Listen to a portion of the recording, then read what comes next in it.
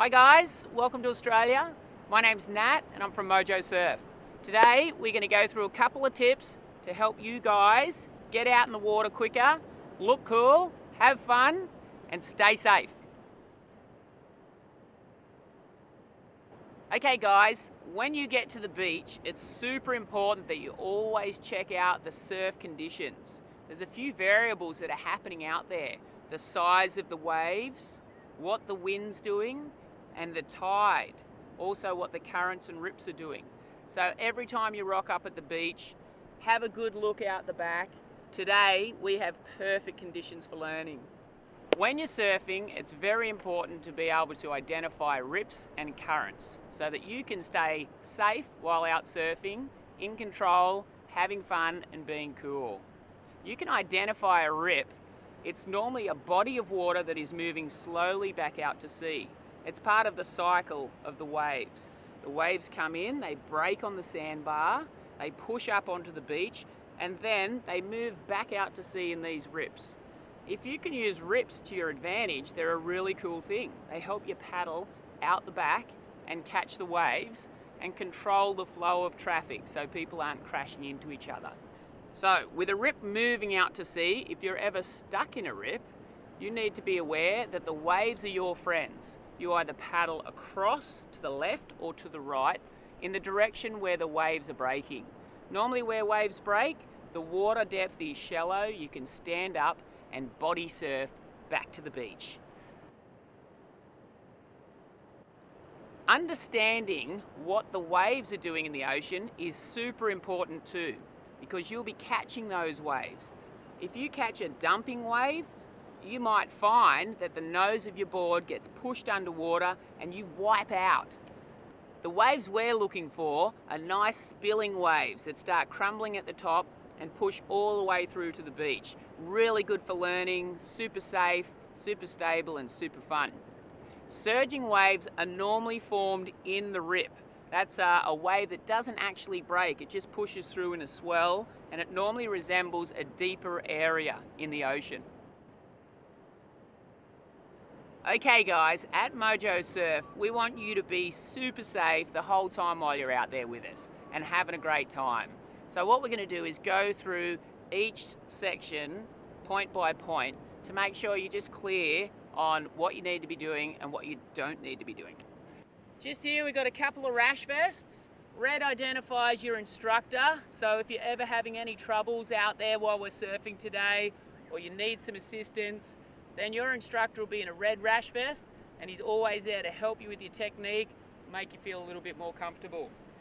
You guys will be in a rash vest as well. That helps us identify who's in our group. It also keeps the sun off your skin because in Australia, that sun's pretty full on and we don't want to get sunburnt. If the water temperature is a little bit cold, then what we do is we put on a wetsuit as well. Just remember, with these wetsuits, the logo goes to the front, the zipper traditionally goes to the back, and we never pee in our wetsuits because it's not cool. We've got what we call the good old 30 plus sunscreen. While you're out here surfing with us, no use using the 5, 15 or 20, 30 or above because that sun is super powerful. We want to make sure that you guys don't prematurely age. And plenty of water when we're out there surfing today. We are on the beach, we're in the great outdoors, it is quite hot, we're burning up energy, so come back in whenever you need, grab some water and then get back out there. A little bit of other stuff we've got is your instructors will all have a whistle. Now if you hear that whistle and somebody's pointing towards you, it means come straight back in onto the beach. Or if you hear the whistle, we're doing that one to everybody. It means we want everybody onto the beach because we need to have a chat about technique, about safety, or something along those lines. So the whistle's pretty important to just get everybody's attention at the one time. One of the best parts of surfing too is your surfboard wax. Oh, if you feel your surfboard's getting a little bit slippery, then you can put this on for traction. Surfboard wax also smells really good, but don't eat it. In the event you stub your toe, we got a few band-aids in here to help you out. So out there today, have fun, be cool, and make sure you take care. Okay guys, so your board is going to perform at its best when your weight is in the centre, from the nose to the tail and the rail to the rail. So when we get on the surfboard out there in the water, want to make sure, place your hands firmly around the middle of the board, put your chest onto the surfboard, and then slide your toes onto the board. Now you should have these little chicken wings here, okay? And your chest should be right over the centre of the board. That will identify you're in the perfect position on your surfboard for paddling. All right, let's have a little paddle practice. Nice freestyle stroke. All right, that's how we paddle out through the waves. To go over a wave, hands on the deck, up and over the wave, back down again. A bit more paddling. Okay, here comes another wave. Up and over the wave. Oh, super. All right, now let's pretend that we're about to catch a wave. Now remembering, to catch a wave, we need to paddle really fast and nice technique. And then as the wave speeds us up, that's when we go into the pop-up to surf on that wave. Okay, so here we go. Let's paddle for the wave. It's approaching from behind. Yes, you feel the wave pushing you. Oh, I'm so excited. All right, cool. Step number one, hands flat on the deck. Make sure you got the chicken wings. None of this stuff. Back here. 1, 2, your back foot slides into position. 3, you push up and your front foot slides into position. 4, surfing. Knees bent, chin up, arms out, trailing arm on the car, living the dream. Ew. Okay, the first thing you're going to do is attach your leg rope to the back of your foot. So it's very important to make sure that your leg rope gets attached firmly around your back ankle, just above the ankle. You want the tail of the leg rope pulling away from your feet. Once you've got the leg rope attached, you're going to pick up your surfboard and put it by your side. Super important that you'll always remember to put your surfboard by your side as you're entering and exiting the ocean. If you hold your board around in front of you, guess what can happen? Nice big wave can hit that and push your board straight into your body or into your teeth, and then you won't have that beautiful smile anymore. Board by the side, leg rope firmly attached. We walk out through the waves, making sure we're walking onto a nice even depth sandbar, not into the deep area where the rip is, and not into an area that's too shallow. We need to remember to spread out. If you're walking behind someone or too close to each other, if a big wave comes, you're all going to get nailed. Boards and bodies everywhere. Super uncool. So make sure you spread out as you're entering the water. As you start to get about waist deep, you'll find that the waves have a little bit more power. So it's always great to remember that if you turn sideways with your board by your side, you'll be able to push through those waves a little bit easier. Whereas if you're front on, the waves will just burst off your chest and keep pushing you back. Once you're up to about waist deep or a bit higher, you'll drop your board into the water and make sure that when the board's in the water, you've got good control of it at all times. If a wave pulls that board out of your hands, it could hit the person behind you or next to you because they didn't listen. So spreading out, walking through, and what we're doing is we're looking for a really cool wave to catch. As soon as you've identified an awesome wave, and your instructors will be there helping you onto that wave, catch the wave and go through the techniques we taught you on the beach to stand up with control. Once you're on that wave and surfing through to the beach, you have to start thinking about a couple of other things. One is, when you get too close to the beach, the water starts to get really shallow. So we want to make sure we don't do any crazy stuff like swan dives or jumping off the board at speed. We have to do what's called the flop off.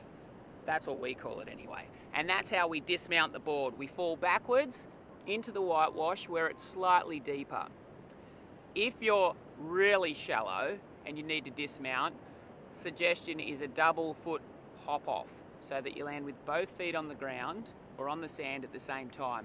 This gives you a bit more stability.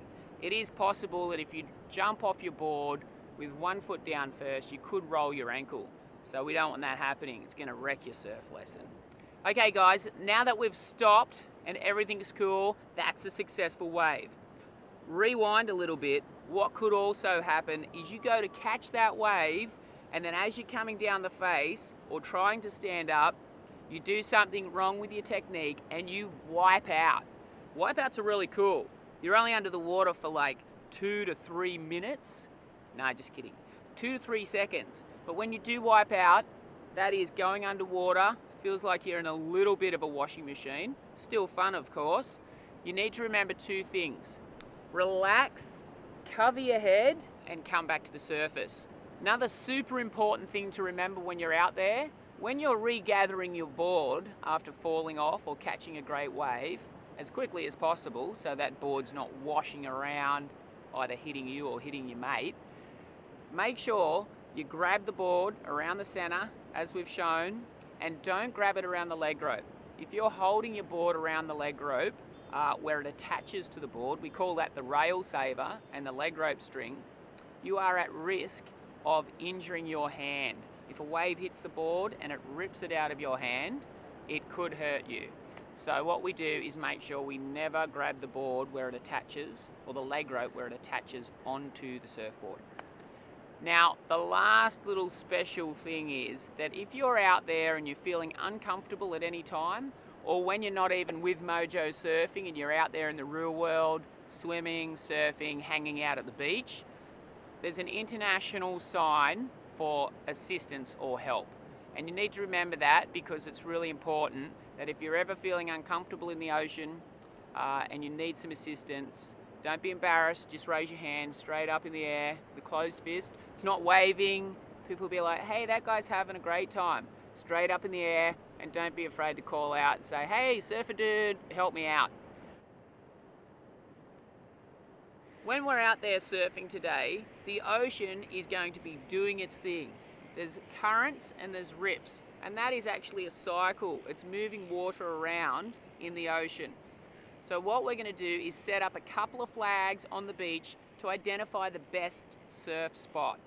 Now when we're out there surfing, the current will either pull us to the north or to the south. You know, we'll be either moving up the beach or down the beach. So it's really important to remember to look back to the beach, identify where the markers are, which resembles the safe and best surf, and always come back in onto the sand and walk back to the center of those flags and then come back out with us instructors. If you go drifting off outside of the flag zone, you probably get into a rip or where the waves aren't so good. So if you hear us with the whistle, we'll all be carrying a whistle, point at you, give you the old rotation sign. It means come into the beach, walk back up to us, and then come back out and keep surfing. While you're out there surfing on the beach today, we're going to have our Super Joe Pro photographers there capturing every moment on the beach, having fun, and especially when you're surfing. We'll use these photos at the end of the lesson to help identify how your technique's working. Now with all those photos, at the end of the session, you are also able to purchase those so that you can remind yourself of your first surfing experience ever, tell your friends about it, change your profile, and show your grandkids when you're 85. For some of you dudes and dudettes, surfing is going to be that I did it here in Australia or somewhere in the world, I ticked the box and I had a great time. Here's a cool picture, change my profile, you. For some of you other guys, you're going to be like, hey, surfing's for me, I'm going to change my life here, I'm going to keep surfing, get really good at it, travel the world, having fun, hanging in the great outdoors, surfing every day, and really immersing yourself in the surf culture. If you're one of those crew that want to keep surfing, Mojo has so many awesome adventures and experiences which will help you progress through your surfing with different equipment right through to becoming a competent surfer. So whether it's a 5-day surf adventure with us or a 3-month learn to surf and surf development course extending into an academy to become a surfing instructor, we can help you guys out. So if you want to change your life to a way better life, keep surfing with Mojo and we'll get you there. If you want to keep progressing in your surfing, check out our website for other surf adventures or experiences that Mojo do, or talk to your head surf instructor and we will help you with your journey of becoming an awesome little surfer.